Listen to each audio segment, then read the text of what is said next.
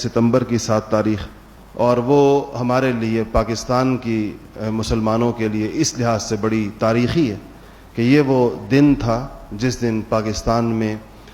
رسول اللہ صلی اللہ علیہ وسلم کی ختم نبوت کے دشمنوں کو یعنی قادیانیوں کو کافر قرار دیا گیا تھا۔ تو 1974 غالباً 1974، اور یہی 7 ستمبر یہ دن بھی اس میں چونکہ قریب تھا، تو اس میں میرا خیال تھا اگر وقت بچا تو اس کے بارے اس تحریک کے بارے میں آپ کو تھوڑا سا بتاؤں گا کہ یہ کتنی قربانیاں دی گئی ہیں۔ آج اگر امت مسلمہ اس معاملے میں حساس ہے، اور پاکستان میں اگر اس کے حوالے سے ایک حساسیت ہے،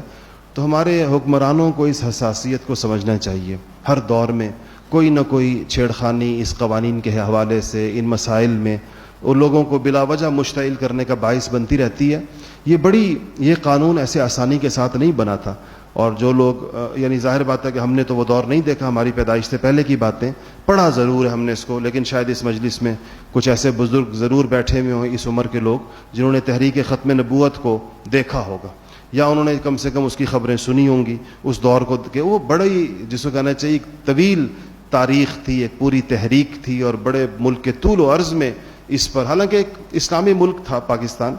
اور ایک اسلامی ملک میں اس بات کے جو لوگ رسول اللہ صلی اللہ علیہ وسلم کو خاتم النبیین نہیں مانتے اور کسی اور شخص کو نبی مانتے ہیں آپ کے بعد،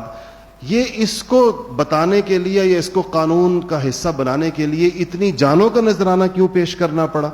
اس کے اتنی سینکڑوں ہزاروں شہادتیں کیوں دینی پڑیں، یہ ایک ایسا تاریخی معمہ ہے جو کبھی کسی کو، یعنی اگر تو ملک مسلمانوں کا نہ ہو یا اس میں مسلمان اکثریت میں نہ ہو پھر تو سمجھ میں آنے والی بات ہے، لیکن اس سے آپ اندازہ لگائیں کہ اس بات کو بھی ملکی قانون کا حصہ بنانے میں، اور اس بات کو بھی ملکی دستور کا حصہ بنانے میں کہ وہ جو شخص رسول اللہ صلی اللہ علیہ وسلم کو خاتم النبیین نہیں مانے گا یا آپ کے بعد کسی اور شخص کی نبوت کا قائل ہوگا وہ مسلمان نہیں ہے، اس کے لیے بھی تحریک چلانی، اس ملک میں تحریک چلانے کی ضرورت پیش آئی، اس کے لیے بھی جانیں دینی پڑی، اور ایک دو نہیں ہزاروں جانیں دینی پڑی، تب جا کر یہ بات مانی گئی کہ یہ قادیانی جو ہیں یہ مسلمان نہیں ہیں اور یہ کافر ہیں۔ تو یہ حالانکہ یہ ایک بالکل واضح ایک ان پڑھ سے ان پڑھ مسلمان سے آپ پوچھیں کہ حضور اکرم صلی اللہ علیہ وسلم کے بعد کیا کوئی نبی آ سکتا ہے یا کوئی شخص نبوت کا دعویٰ کرے تو مسلمان ہو سکتا ہے، یا اس کے ماننے والے اس کو 2 جمع 2 4 کی طرح کی ایک بات ہے جو سب کے علم میں ہے، وہ چونکہ اسی موقع پر ہوئی، ہمیں اس کو تازہ رکھنا چاہیے، اس موضوع کو، اس تحریک کو، ختم نبوت کی تحریک کو، اس کے لیے دی گئی قربانیوں کو، اور جس طریقے کے ساتھ اس پوری امت نے اکٹھا ہو کر تمام مکاتب فکر کے علماء نے ایک پلیٹ فارم پہ کھڑے ہو کر جو اس بات اپنے امتی ہونے کا ثبوت دیا کہ رسول اللہ صلی اللہ علیہ وسلم کی ختم نبوت کے معاملے میں ہمارے درمیان کسی قسم کا کوئی اختلاف نہیں ہے، یہ ایک اس امت کی ایک یکجہتی کا بھی ایک بہت بڑا ثبوت تھا جو اس دور میں ہمارے بزرگوں میں سے حضرت عطا اللہ شاہ بخاری رحمۃ اللہ علیہ کے بارے میں آتا ہے، انہوں نے بڑی قید و بند کی صحبتیں برداشت کی اس سلسلے میں، تو ایک بڑے ہی روایتی قسم کے پیر صاحب تھے اور وہ بھی جیل میں تھے، تو حضرت عطا اللہ شاہ بخاری رحمۃ اللہ علیہ ان کی خدمت کیا کرتے تھے، کہتے تھے کہ انہوں نے کبھی مشقت نہیں دیکھی، یہ تو آپ کو پتہ ہے پیروں کا ایک اپنا لائف سٹائل ہوتا ہے، تو وہ ہمیشہ ان کے ارد گرد خدام ہوتے ہیں، خدمت کرنے والے مرید، اور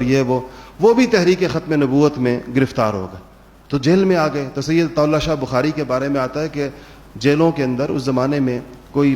ٹوٹیاں باقاعدہ نہیں ہوتی تھی غسل خانوں کے اندر، تو لوٹا باہر سے بھر کر پانی کا لے جایا جاتا تھا غسل خانے میں رکھنے کے لیے، تو عطا اللہ شاہ بخاری رحمۃ اللہ علیہ ان کا لوٹا خود لے جا کر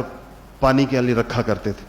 جب انہوں نے واش روم جانا ہوتا تھا۔ تو انہوں نے ایک دن ان کو دیکھ لیا پیر صاحب نے، تو انہوں نے کہا کہ شاہ جی آپ سید ہیں، مجھے اچھا نہیں لگتا آپ سے یہ خدمت لینا کہ آپ رسول اللہ کی اولاد ہیں اور آپ میرے لیے غسل خانے کا لوٹا رکھیں۔ تو کہا کہ شاہ جی نے کہا، سید عطا اللہ شاہ بخاری نے کہا کہ مجھے یہ خیال رہتا ہے کہ آواز ہم نے لگائی یا اٹھائی، آپ بھی اس میں آ گئے اور یہ مشقت کی زندگی آپ کو بھی برداشت کرنی پڑی، تو میں آپ ہی کچھ خدمت کروں۔ تو انہوں نے پیر صاحب نے کہا کہ شاہ جی ساری عمر رسول اللہ کے نام کی روٹی کھائی، اگر ان کے نام پر 2-4 دن کی قید کاٹ لی تو کیا ہوا،